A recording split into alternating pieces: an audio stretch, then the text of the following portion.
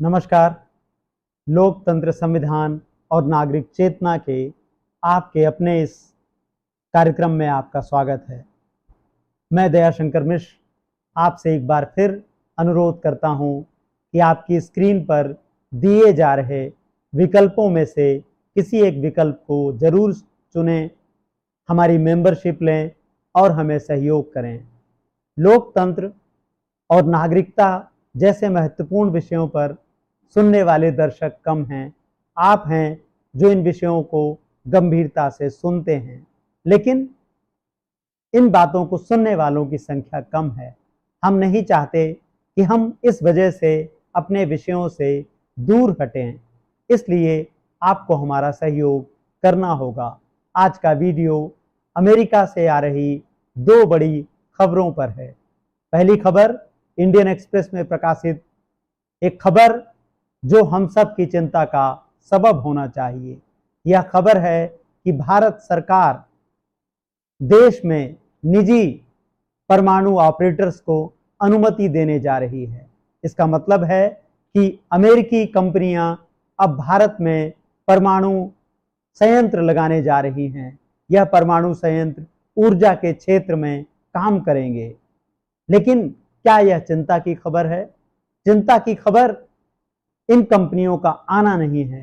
चिंता की खबर है इन कंपनियों के स्वागत में किस तरह से फूल बिछाए जा रहे हैं।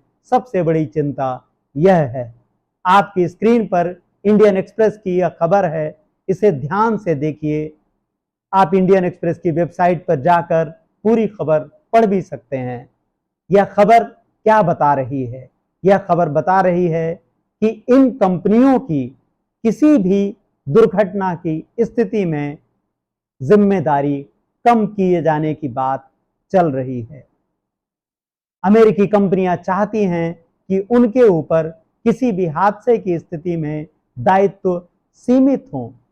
आप जरा सोच कर देखिए, भारत जैसे देश में जहां नियम कानूनों में शिथिलता की बात हम आए दिन देखते रहते हैं, यह प्रावधान नियम कानूनों में यह संशोधन कितना घातक हो सकता है।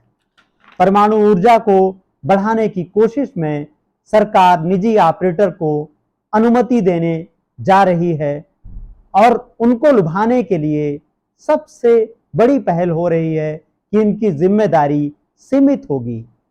इंडियन एक्सप्रेस लिख रहा है, यह कदम अमेरिका के निर्णय के बाद उठाया गया है, जिसमें उसकी कंपनियों को परमाणु उपकरण बनाने, डिजाइन का काम भारत में करने की अनुमति दी गई है।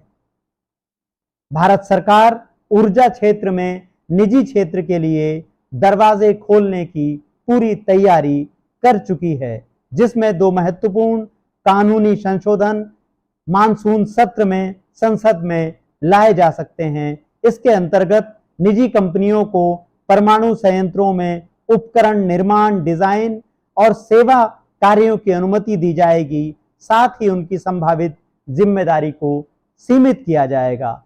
दो सबसे बड़े प्रस्तावित संशोधन हैं।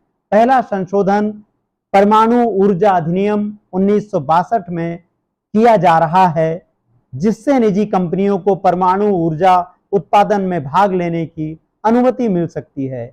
दूसरा संशोधन नागरिक उत्तरदायित्व अधिनियम 2010 में किए जाने की संभावना है, जिससे निजी कंपनियों की किसी भी दुर्घटना की स्थिति में जिम्मेदारी सीमित की जा सके। अभी तक केवल सरकारी कंपनियां जैसे एनटीपीसी और एनएफसीआईएल ही इस क्षेत्र में काम कर सकती थी। यह संशोधन करके एक प्रकार से अमेरिकी कंपनियों को भारत सरकार लुभाने की कोशिश कर रही है, जिससे वह भारत में परमाणु उपकरण बनाने, उसे डिजाइन करने की अनुमति इन कंपनियों को दी जाएगी।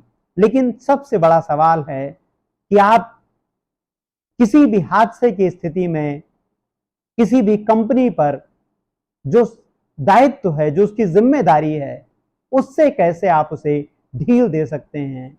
यह ढील, जिसे कथित तौर पर सुधार कहा जाता है, और बड़े बड़े अखबार आपसे इसी भाषा में बात करेंगे कि भारत परमाणु ऊर्जा के क्षेत्र में सुधार कर रहा है, उसने सुधार किया है, यह सुधार नहीं है, यह आपके पर्यावरण के साथ, आपके जीवन के साथ एक जोखिम है।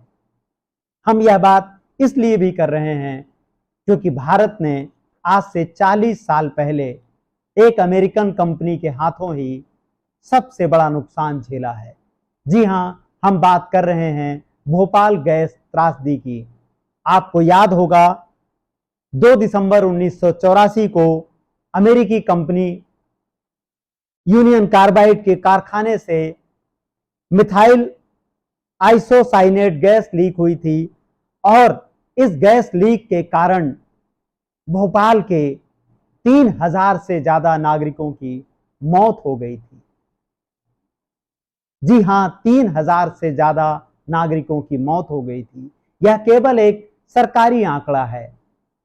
सुप्रीम कोर्ट में पेश की गई अलग अलग रिपोर्ट बताती हैं कि यह आंकड़ा 10,000 से 15,000 तक हो सकता है या ऐसा आंकड़ा था। आंकड़ों की बाजीगरी में सरकारें कितनी चतुर होती हैं और आंकड़ों को किस तरह से दबाया जाता है, किस तरह से छिपाया जाता है। इस हादसे के कारण 10,000 से ज्यादा लोग किसी न किसी गंभीर बीमारी से पीड़ित हुए। 5 लाख से ज्यादा लोग इससे प्रभावित हुए किसी न किसी रूप में। यह बात आपसे आपका यह पत्रकार इसलिए भी अधिक विश्वासपूर्वक कह पा रहा है क्योंकि उस वक्त हम भोपाल में ही थे, हमारा परिवार भोपाल में था।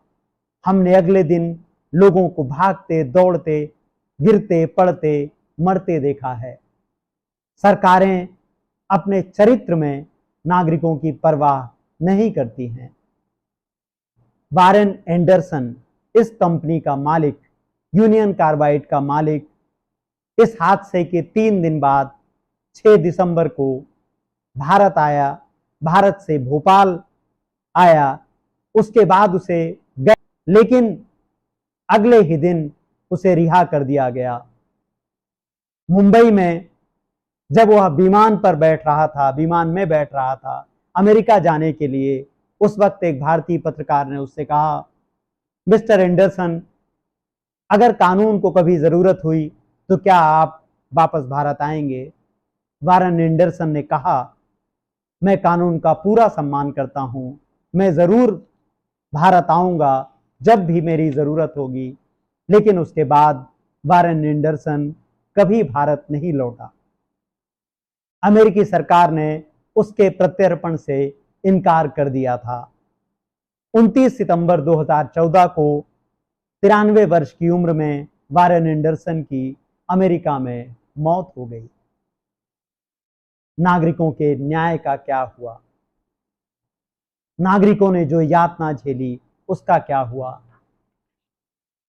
मैंने यूनियन कार्बाइड का यह कारखाना देखा है। बहुत साफ साफ समझा जा सकता है। सारी रिपोर्ट पहले से ही मौजूद हैं, आप पढ़ सकते हैं, देख सकते हैं, जो यह बताती हैं कि यह हादसा असल में भारत सरकार के ऐसे अफसरों की लापरवाही से हुआ जिनका काम नियम कानूनों को सही तरीके से आगे बढ़ाना था।